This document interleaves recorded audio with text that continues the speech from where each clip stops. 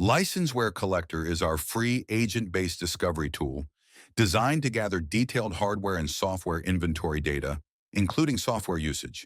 For the purpose of this demo, we will show you how easy it is to deploy in a Windows environment. Let's begin in licenseware. Start by generating a new API key. Copy the token that's provided and be sure to store it somewhere secure, as you'll need it for the setup process.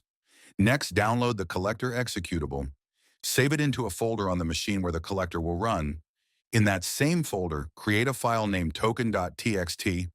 Open the file, paste in your API token, and save it. Now we can install the collector. Open PowerShell in that folder or change to its directory and run the installation command shown in the documentation. The collector will install automatically, register itself using your token, and begin gathering data from the device. Once installation is complete, return to the licenseware portal and navigate to the Agents tab. Here you can view all deployed agents, including the one you've just installed, along with the devices they're running on.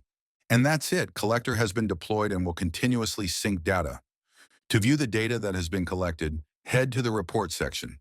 You will see all raw hardware and software inventory, including usage details, ready for further analysis.